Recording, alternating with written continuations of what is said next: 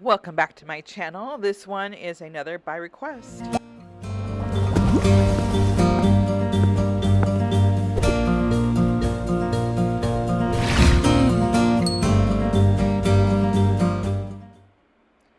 All right, so this is a big request from a lot of you who wanted me to do this class in YouTube and on YouTube, and I did this in person and was very happy with the results of all my students on here.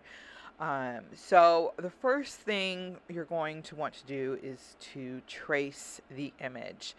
Um, so I know a lot of people, there's this great debate about tracing. I am a huge supporter of tracing. It's how we learn. It's how we learn how to write. And it's how I learned how to draw. I am not a good drawer by nature. It's something I struggled with a lot. And tracing has really, really, really helped me draw. And when it comes to something like this, I really, really recommend it. So whether you're doing, graphite paper or projector or whatever it is that you're using, you want to trace. And what you want to trace is pretty much everything. I use graphite paper because graphite paper, and don't worry, I'll catch up with the art part of it, but I use graphite paper because you get much crisper lines than you do with carbon paper, and it's more forgiving in erasing if you need to. And I pulled this image off of Pixabay, and I will link everything I use below, including the link to Pixabay. Pixabay is a great site for getting images that you can use without licensing.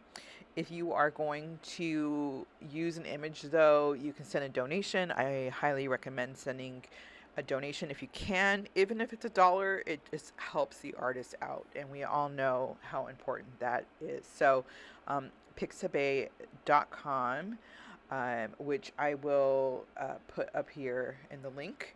So what you want to do is once you trace all the shadows, every line, every little bits and pieces of it. And in the beginning, you can take a look and pause the image I traced to see how detailed it is, because you don't want to be drawing or painting and all of a sudden not realize where you are on the painting. So once you're done tracing, then you want to start painting. Most of this painting for me is done wet on dry. So if you're not familiar with the wet on dry or wet on wet or any of these terms, then definitely go back to some of my beginner videos. Start there. Don't jump into the deep end here, because this is definitely a more advanced painting. So I am mixing the colors for the olives, and I always keep a scratch paper nearby so that I can take the paint, put it on the scratch paper, put it right next to the image, and to check how accurate it is, because it may look accurate on your palette and it's just not. So that is what I use to help make sure my colors are accurate, and I start from light to dark. So a lot of the olive, I'm using the white of the paper to create the highlights in there, and then I go in and I layer in the darker colors. I'm using the Princeton snap brushes. I love the snap brushes for photorealism. They have a firmer bristle, and I just really, really like this when it comes to photorealism. So it's just my preferred. I always tell people, try all the brushes, see which one works for you and which one doesn't. But these are definitely the ones that work for me. And then I am working in the different colors. So as you can see, I told you we'd catch up. So one of the things that I wanted to tell you about this painting, and I will share again once we get to that point, but we were about halfway through. I was halfway through this painting and hated it. It was hated it more than I normally do. I think we all, if you're a watercolorist, you just know that you get to a point in your painting when you're like, this does not look good. That's usually the point where people post their paintings online and say, please help, what can I do? And the answer 99% of the time is just to keep going, because that's usually the point you start to hate your painting is when you're about halfway through and you're like, what is wrong with this? It's just because you have to keep going. And I will tell you where that is in this painting. It's rare I get to a point in a painting where I want to give up, because I just from experience know that's normal and just usually just keep pushing through. But in this one, I definitely had that experience. Uh, you'd probably be surprised at what point it was, but I really, really felt like giving up halfway, because I'm just like, this is just not going to come out right. And as you'll see in the end, it came out exactly right. So I was very, very, very, very happy with it in the end. Hated it the most halfway through than I have any other painting, and loved it the most at the very end. So if you hate your painting halfway through, I have so many people that just, they're like, oh, I threw it away because I didn't like the way it was coming out.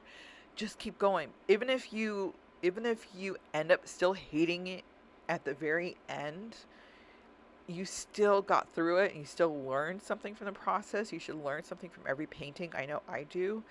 Um, but I have a feeling you won't end up hating it as much. And then, and then if you still hate it, put it away for a week and then take a look at it again. You'll end up loving it a lot more. I promise you. This is the norm. I've taught enough people and have seen them come back time and time again. Said, you told me, you said just look at it again in a week or keep going, and I did, and I didn't believe you, and I ended up loving it. So that is one of the things. So I'm working on the reflection part of the olive. It doesn't look like it's a reflection because it looks like it's above the olive, but it is. It's actually a reflection of the olive that you can see kind of above the water here. Now, this is really, if you heard the rule, paint what you see, not what you know, then this is, when it comes to photorealism, this is it.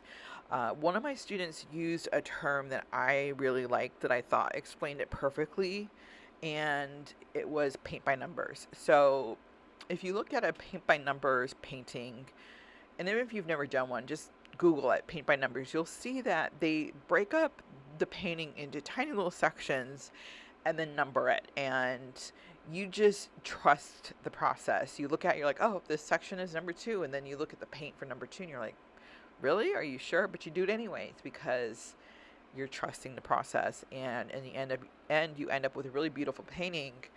And it's because you follow the process. If you can do paint by numbers, you can paint. Because that's really all it is when it comes to painting, especially photorealism, is painting what you see and not what you know. So, typically you're like, oh, olive, reflection. If you were trying to do this from your mind, most people would not be able to do it. I wouldn't be able to do it. I would absolutely need the photo reference to be able to do this. And the people who can do this, I would say, have painted it enough where they now have the muscle memory to be able to paint from their mind. Some people takes more exercise to develop that muscle memory, just like anything else. And that's okay because we're not being graded. It is not something that we are competing against anybody. It is something that we are doing for ourselves. And I think that's such a beautiful thing and such a beautiful process. And so it doesn't matter how long it takes. And I get it. You wanna get from A to Z quickly. I felt that way when I was learning how to sew. I am the worst sewer, seamstress person on the planet. I am just inept when it comes to it. But I keep trying to take classes and learn, and it's such a process for me, and I need to be patient. And it's my biggest lesson through it all is just learning to be patient with myself and learning to be kind to myself. Which that alone can be a challenge. So that might be you with watercolor, or that might be you with whatever it is that you're learning how to do. It doesn't matter what it is, as long as you just give yourself a little grace. So one of the things that I struggled with this painting specifically was understanding where, because I'm painting on a white paper, but this has a dark background, the picture. So that's where I struggled with, because I was trying to decide, and I hadn't decided it ahead of time. I was trying to decide if I would keep the white background and make the picture work for it, or if I would maintain a darker background. And I knew in maintaining a darker background, and I would have to then paint a background. And I wasn't really loving that idea. I don't know if you can hear my ice maker is right behind me. So if you can, I apologize. I'm in my art studio. My ice maker is literally like a foot away from me. But I had to then decide to paint the dark background as well. Um, but I had the decision made for me because at one point I got so caught up in painting what I see, not what I know, that I end up painting elements of this that kind of forced me, like, yeah, at this point I really have to put in a dark background because it won't make sense otherwise. There's my scratch paper. You can see it here. I'm just using it to test my colors. Now I'm painting, and this is another one with, you have to really trust what you're painting. I was painting the toothpick thing, and the end of it didn't make any sense to me. I'm like, this is kind of, is this see-through? Is it plastic? Is it clear? What is happening with this toothpick? I still don't really quite know. Like, I think it's plastic. It looks like it's wood at one end. It looks like it's plastic at the other end. But I trusted that the photograph was accurate and just went with it. Uh, so so I just painted literally what I saw, not what I know. Because if I tried to paint what I know, I would sit here the whole time being like, is it wood? And then I would try to paint a wood end, and it just wouldn't make any sense. So I just looked at what it was and painted it anyway. So as you can see, I'm just taking little tiny sections at a time. I'm going with the darker colors, and when I say darker, like obviously the olive is going to be the darkest part of a drink, a clear drink, and the glass, right? So your olive is going to be the darkest. I picked that because I just felt like it was easier. If you're starting this and you're like, I'm scared, I don't want to paint the olive first, fast forward it, take it to the point where you want to paint. You don't have to do this in the same order I'm doing it, because this has that kind of paint by number approach. You can literally go to any part of my video and paint that part of the painting, without really having to worry much about missing the layers before that, because I am just going section by section. I know a lot of artists might have approached this differently and done layer by layer, but when it comes to photorealism, especially when I'm trying to get as accurate as possible like this, I just really work this section at a time.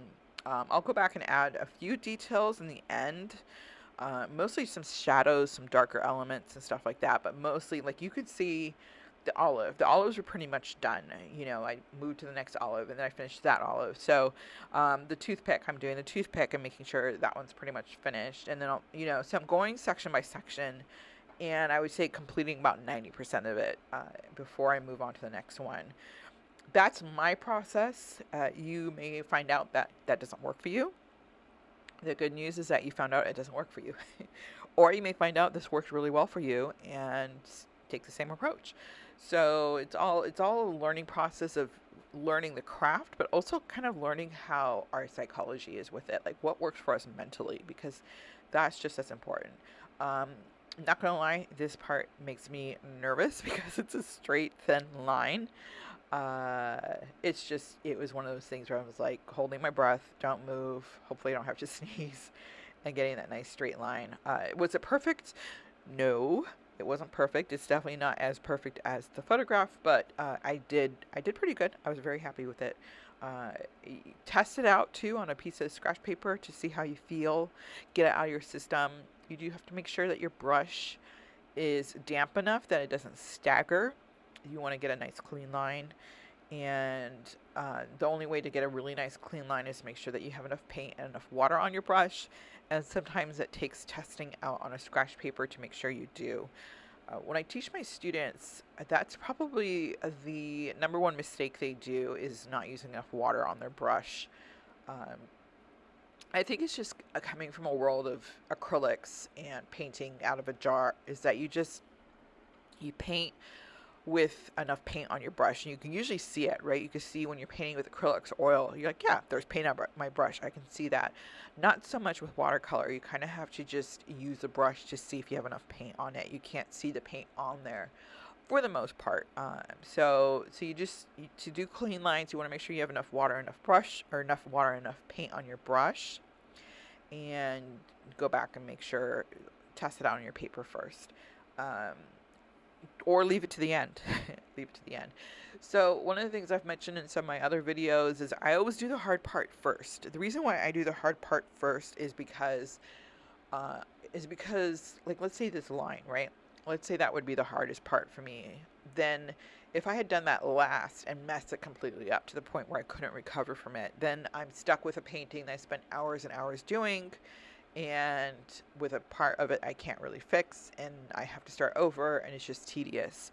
So for instance, when I'm painting pets, I always start with the eyes because, well, depends on the pet, but 99% of the time I start with the eyes. And the reason I start with the eyes is because I really want to make sure that I get that right, because eyes are incredibly important when it comes to painting pet portraits. And if I mess it up, it's a lot easier for me to start over because I haven't committed to the rest of the painting yet. When I paint horses for commission work, I start with the fur because a lot of times the fur on a horse, the coloring is the most difficult for me. Most horses have like either they're in some form of a brown color, and when I say most, at least most of the commission work I've gotten has been brown horses, various colors of brown. So I end up having to make sure I get the color right, and brown's a hard color to lift, so if I don't get the color right and I have to lift it, you can usually tell it ends up blotchy. So I start with the fur first just to make sure I get the color right. So there's different things, like this one, maybe you want to start with that really thin line first, because if you don't get it right, you can just try again, and you haven't committed to doing all of the olives. Like if you end up doing this painting like I did, and you're like, oh, I love the olives, and you do the line, you don't love it, then you're like, oh, what can I do now? So now I'm working on the glass. So I think this is the biggest question I get from a lot of people when they want to learn photorealism is, how do you paint glass? And I think the reason we get this question is because you are thinking in terms of, what do I know about glass? I know that glass is clear. How do you paint something clear on paper? Well, as you can see here, glass is not clear when it comes to pictures and paintings.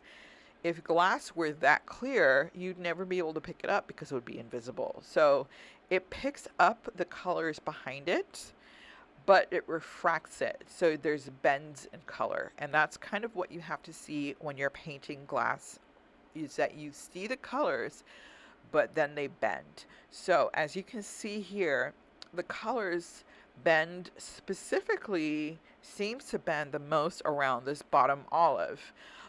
So I'm putting these, it almost looks like stripes on my painting, but if you look at the picture, which I've kept up the whole time because I really want you guys to be able to see the process, but when you paint these stripes, a lot of that is because you want to have the gaps in the paint in between the stripes, and those gaps in the stripes are the light, the bright part of the painting, the bright part of the picture is the gaps. So it's where the light's reflecting, and you want to use the white of the paper as a reflection.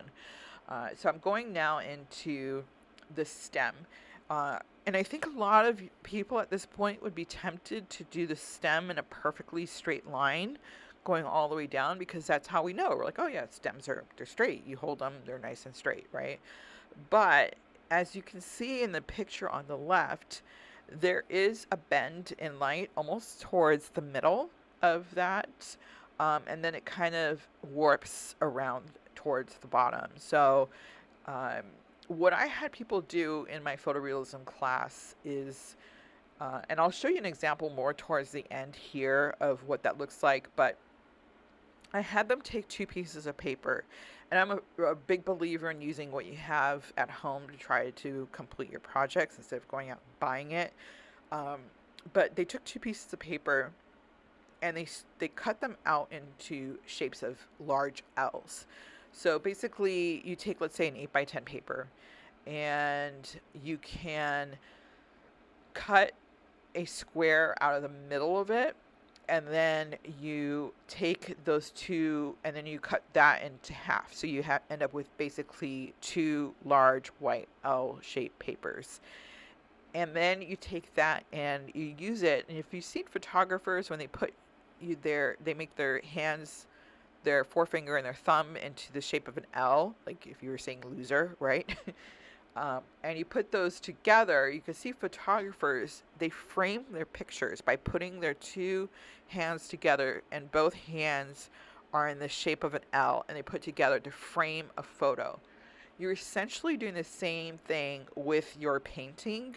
Um, but the reason you're cutting out two shapes of the paper is because you can bring them closer together to make that square tighter, or you can pull it apart.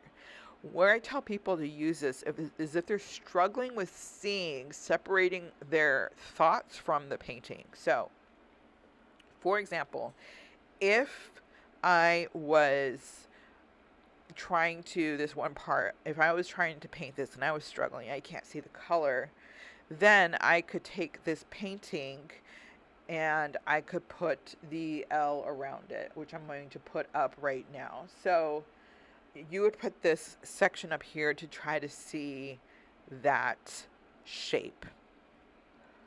Like right here. So if I was trying to decide what color to use, sometimes putting that shape right there will help you kind of see it separate from the picture. So this worked, I would say, for about half of my students, more so than in the other half. It's really hard to explain without actually physically showing you, but hopefully that makes sense. So if you're struggling with really seeing, you're like, what is going on here? Your brain just can't wrap around what's happening in this one part of the picture, or you're just overthinking it, or whatever it is. Sometimes just putting that square shape on there to just isolate that one area of the picture. And I use the example and put it on my painting instead of the picture, but sometimes just putting it on the picture and you can put it on the painting and you can kind of compare. You're like, oh, I see what's happening. I'm actually missing a whole color here. Sometimes it just helps. For those who tend to overthink. So if you're an overthinker, sometimes it helps. I actually just recently started using that in my classes to show people. And for the people that it helps a lot. For other people, the other half of the people, it's just, they're like, what? This is just making it worse. So neither one's right or wrong. It just depends on how you see things. So for me, I'm that type of person that if I isolate a section of the picture and the painting, it just helps me see it better. For others, if you're not struggling with that, then you're not going to see how that works. Because if you are not able to separate yourself and isolate a certain part of that picture, like me, then that it helps. But if you are somebody who can look at a picture and see that section without seeing the rest of it, then you're going to have no idea how this helps, and it's probably going to confuse you more. So, so hopefully that made sense. I may have just confused the heck out of you guys. But anyways, back to the painting. So anyways, when I told you guys that there was a point in my painting that I absolutely hated it, welcome to that part of the painting. At this point, I am looking at my painting and I am saying, what the heck happened? What is happening? What is going on? I hate this. This looks like a carnival with all the stripes. This just looks terrible. This looks nothing like the picture. I mean, you name it, I was saying it. I was so ready to walk away from my picture at this point. Now, I have fast forwarded my painting a bit here, because it does get tedious, but also wish I could have done that in real life, because fast forwarding it would have definitely helped me see that it wasn't that terrible. I was just like, wow, there's stripes going in one direction, stripes going in a different direction. What is happening? This is so not right. I don't think this is working. But the thing that kept me going, not only was my experience of knowing that if I kept going, I would end up liking it, but it was also that olive at the bottom of my martini glass. I don't know what it is about this olive. I just feel like I nailed it right off the bat, and it kept me going. I was like, I got this olive. If I got this olive, I am going to stay true to it and keep going. Also, I was starting to go a little cross-eyed at this point too, because it was just, I had been staring at it. You could see me just really getting it close. I felt like my glasses were betraying me. There was just a lot happening. I was having a mental breakdown at this point in my painting. But I kept going. And I made it to the end. And it was very, very, very rewarding. I was just like, am I really going to have to do black here? Am I really going to have to do all these colors? Now, if you're new to my channel, first of all, welcome. Don't forget to hit subscribe and like. It helps me out. I am a full-time artist. This is what I do for a living. 50% of what I do, my income is off of teaching. So the more that you can like and share and subscribe, the more it helps out this starving artist. But I am also not a purist. That means I use white paint and black paint and I trace and I do all this stuff. So if you are not a fan of that, then maybe don't like and subscribe because I do a lot of it.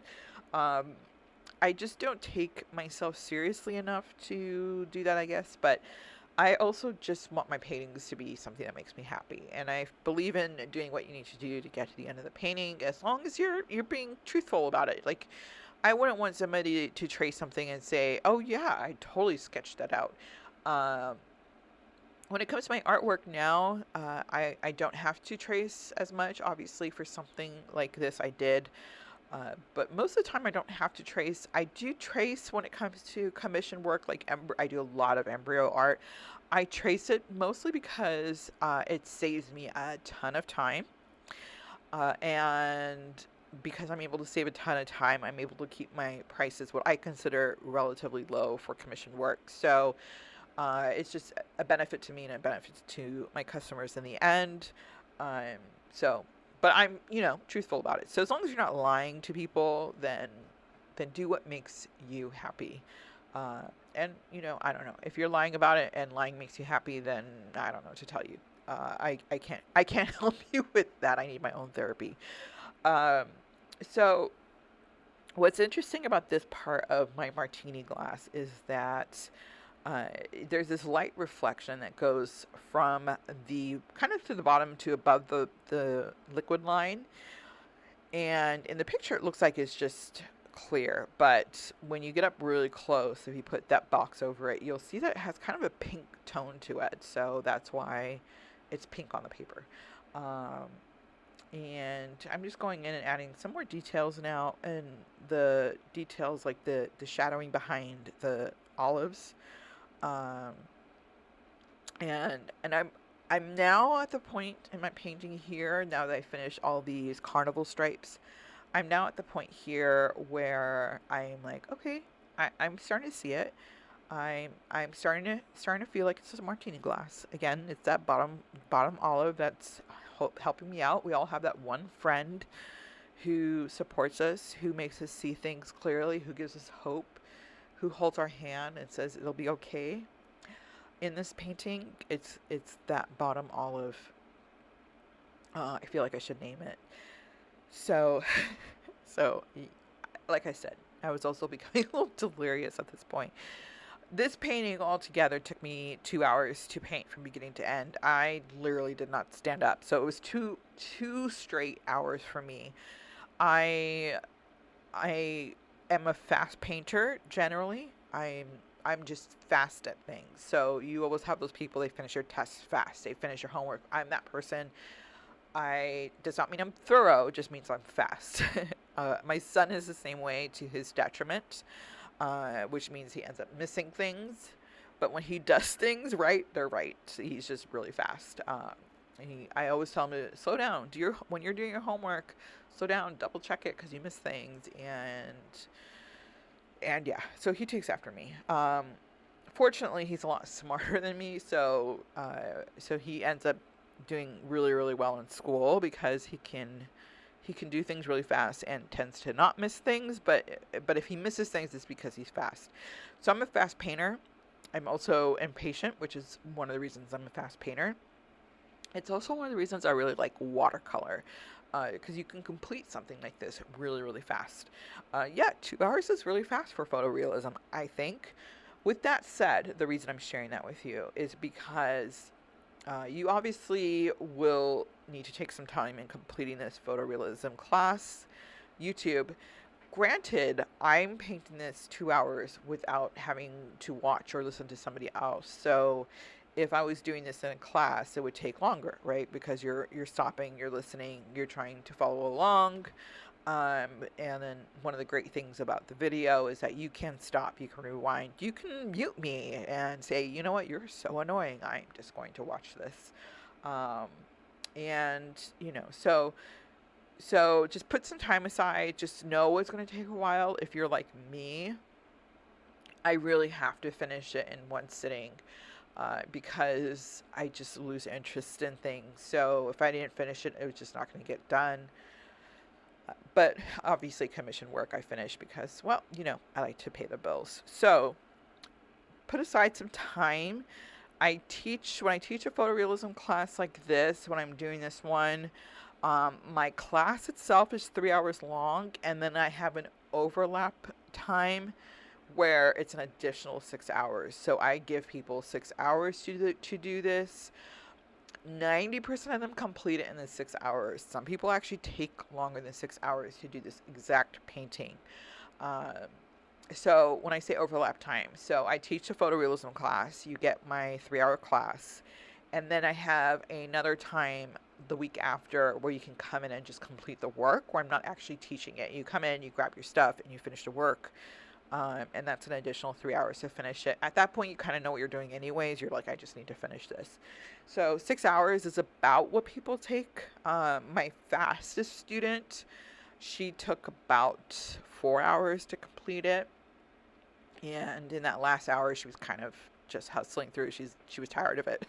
And she's also taken a lot of my classes, and she tends to be also a fast painter. So the fastest I've seen anybody do this as a student has been 4 hours. I did it in 2 hours.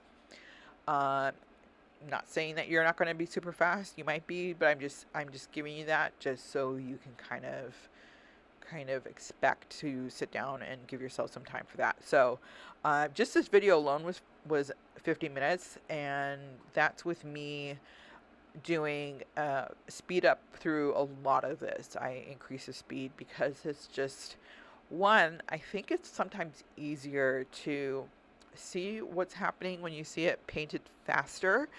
I actually taught myself watercolor by watching some time-lapse videos. So seeing it unfold in a really almost like a 36,000 view level helped me. I was like, oh, that's the layering we're doing. If I had watched it slowly, I wouldn't have been able to see that. So, so that's the timing behind it. And like I said, this video is under an hour, just because I just don't think you want to listen to me talk for 2 hours. I think 50 minutes is already overkill. I also just want to make sure I get in all the details. It is a fun painting to do. Once it's completed, you do have to kind of step away from it. You're like, oh, that does look like a martini. It wasn't until I stepped away that I could see it. Even when I was in the midst of this, even towards the end, at this point, I'm like, I don't know, this looks hodgepodgey. This doesn't look like a photorealism painting to me. This doesn't look anything like it, except for that one fateful olive that looks like a real olive. The rest of it was not doing it for me until the very end, and I looked at it, especially when I put it in the background, which took me all of like 2 minutes to do. So hopefully that gives you an idea. It's just going section by section. As you can see, here, there's, I think if you were looking at this picture, you wouldn't say, oh, I see some pinks in here. But as you get closer and you're painting like right around the base, you see a little bit of the pinks. And I think it's a reflection of the wood table, as well as just the lighting of the picture. And one of the things I do is, once I'm done tracing, I don't use the picture that I traced off of it to reference. I have the picture on my phone, and the reason I do that is because you can actually, while you're painting, enlarge parts of the picture, especially if you're like me and you wear glasses and you need a little help visually. Using it on your phone helps quite a bit. And when I have my students in class, I always encourage them to, what they do is they come in, they take a picture of the painting, and even in my sip and paints, where it's just like a one-off class, I have them take a picture of the original painting, and then they can reference it, and it helps all of them. So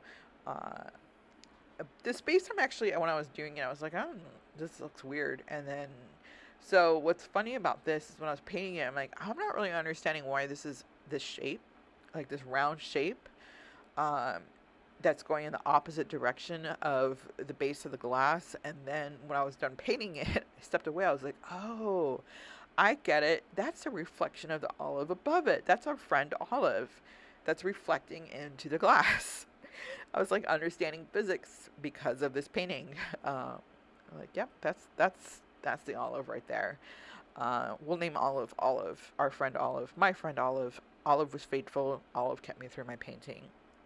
So as you can see, I'm adding the shadow underneath the glass, and then going in and adding some more of the details. I think at this point, like I do end up adding the really dark above the waterline between the rim of the glass and the waterline. But looking at it now, I could probably stop at this point and be happy with it. Especially if I didn't want to do a dark background, I could keep the rim the way it is, maybe just put a little bit of a rim in there. But I think at this point, if I didn't want to do the dark background, if you're at this point, you're looking at it, maybe you don't want to go all the way to the end. You can certainly stop at this point and be happy with it.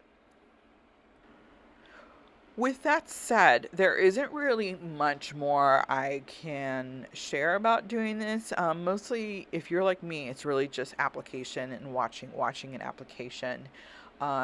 So I'm going to step away from talking about this much more. I'm sure you're tired of me talking, and just let the rest of it play out. But if you have any requests, like I said, this was a big request one. I love getting requests because I don't know what people want to learn. I love sharing this with you, sharing the passion and getting people to just love watercolor as much as I do. So if there's ever anything you want to learn, just post it in the comments and I will do a video on it. And I'm happy to share this with you. Hopefully you got something out of this. If you end up giving this a go, and I hope you do, and you post it on Facebook, or if you post on Instagram, I'm on both. I will have my links below. Please tag me. I would love to see how yours came out. And again, I will put the links for everything in the description below. But I hope you enjoy this as much as I did. And if you do end up hating it halfway through, hopefully your friend Olive helps you through it. If not, then maybe I can encourage you to go all the way to the end and see how it does for you. But other than that, I will see you in the next class.